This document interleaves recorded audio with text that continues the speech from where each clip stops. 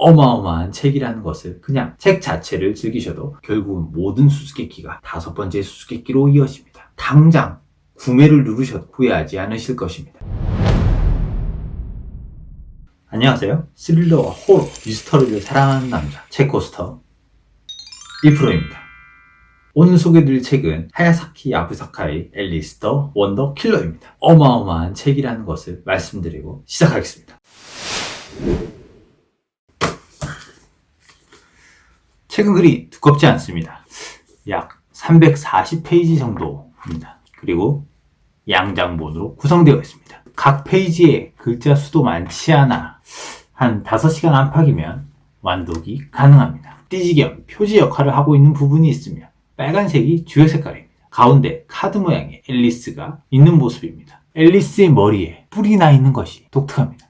언뜻 보면 라이트 노벨 느낌도 나는 디자인입니다. 카드 부분은 종이의 질이 약간 다릅니다. 뭔가 페트병 같은 느낌입니다.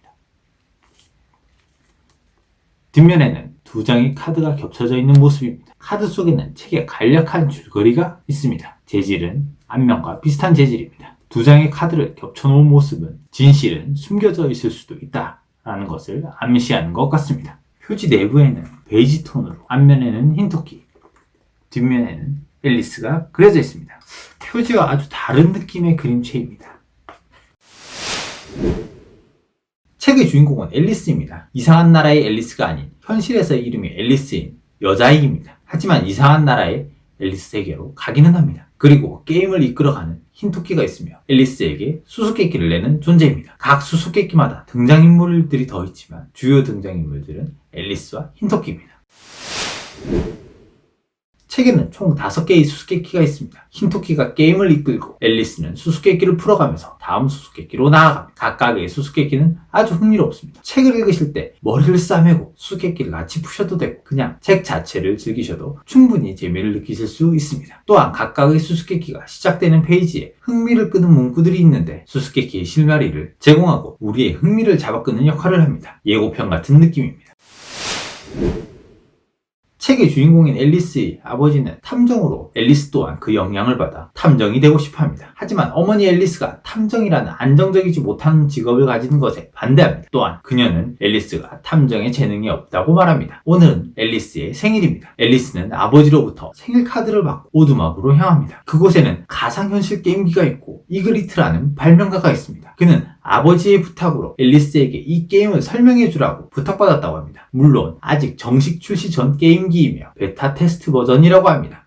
그리고 그는 이 게임기의 가상현실 세계는 이상한 나라의 앨리스 동화를 기반으로 되어 그 세계에서 수수께끼를 풀어보라고 합니다. 수수께끼 풀이를 좋아하는 앨리스는 바로 게임을 시작합니다. 앨리스는 가상현실 세계에서 24시간 동안 5개의 수수께끼를 풀어야 됩니다. 첫 번째 수수께끼는 방에서 탈출하는 것입니다. 2개의 방으로 이루어져 있고 앨리스가 있는 방에는 마시면 몸이 작아지는 시럽과 먹으면 몸이 커지는 쿠키가 탁자 위에 있습니다. 또한 이 방에는 열쇠로 잠긴 문이 있고 이 문을 열고 탈출해야 합니다. 다른 방에는 탁자 위에 열쇠가 있습니다. 그 방으로 가려면 작은 크기의 쥐구멍을 통과해야 합니다. 시럽을 마시면 몸이 작아져서 쥐구멍으로 열쇠가 있는 방으로 갈 수 있지만 탁자 위에 열쇠를 가질 수는 없습니다. 쿠키를 먹으며 몸이 커져서 열쇠를 가질 수가 있지만 처음 방으로 돌아갈 수는 없습니다. 또한 쿠키는 호주머니에 들고 갈 수 있지만 시럽은 액체이기 때문에 가지고 다닐 수 없습니다. 어떻게 해야 할까요? 4번째 수수께끼는 험프티 덤프티를 죽인 범인을 찾는 것입니다. 앨리스와 흰토끼는 높은 담장 위에 있는 험프티 덤프티와 마주칩니다. 험프티 덤프티는 위험하게 앉아있지만 자신은 행운의 존재로서 숭배받기 때문에 여왕 폐하가 자신의 가치를 인정하여 높은 곳에 있는 것이라고 합니다. 그리고 자신은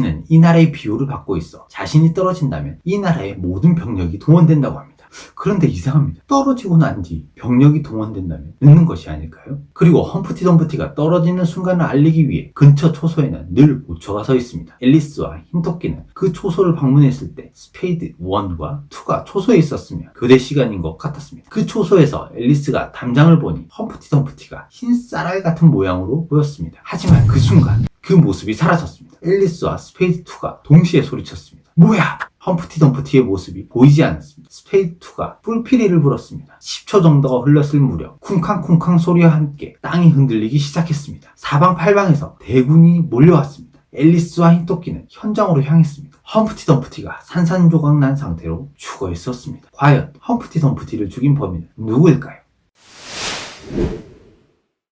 두 가지 수수께끼만 언급했지만 정말 놀라운 이야기들이 펼쳐집니다. 특히 5번째 여왕을 죽인 범인을 찾는 수수께끼는 정말 머리를 탁 치게 만듭니다. 5개의 수수께끼가 별개인 것처럼 보이지만 결국은 모든 수수께끼가 5번째 수수께끼로 이어집니다. 스포 방지를 위해 많은 부분을 말할 수는 없지만 이 책을 꿰뚫는 키워드는 원더와 살아있다입니다. 5번째 수수께끼도 흥미롭지만 마지막에 앨리스와 부모님의 이야기 또한 놀랍습니다. 엄청난 반전이 숨어 있습니다. 정말 예상하지 못했지만 전혀 어색하지 않는 반전입니다. 이 말은 책이 정말 탄탄한 구성을 가지고 치밀하게 쓰여졌다는 것을 알 수 있습니다. 더 이상 말이 필요 없습니다.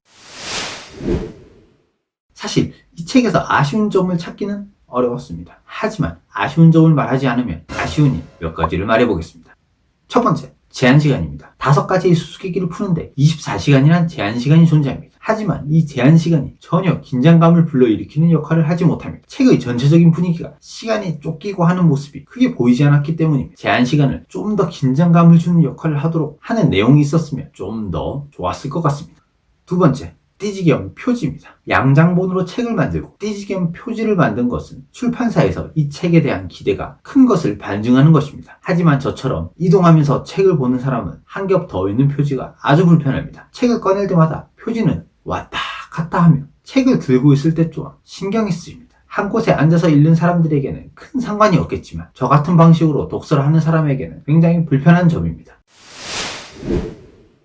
사실 제가 언급한 아쉬운 점은 정말 사소한 부분입니다. 그만큼 이 책은 아쉬운 점을 찾기 어려울 정도로 잘 쓰여졌고 잘 구성된 책입니다. 읽는 내내 책에 푹 빠져서 읽었고 아직도 여운이 남아있는 책입니다. 앨리스는 모든 수수께끼를 다 풀었을까요? 부모님과의 반전은 무엇일까요? 왜 키워드는 원더와 살아있다일까요? 미스터리, 추리소설을 좋아하신다면 꼭 읽어보시길 추천드립니다. 정말 책을 읽고 놀라시게 될 것이라고 확신합니다. 당장 구매를 누르셔도 후회하지 않으실 것입니다. 오늘 소개드린 책은 블루홀6에서 출간된 하야사카 아부사카의 앨리스 더 원더 킬러였습니다.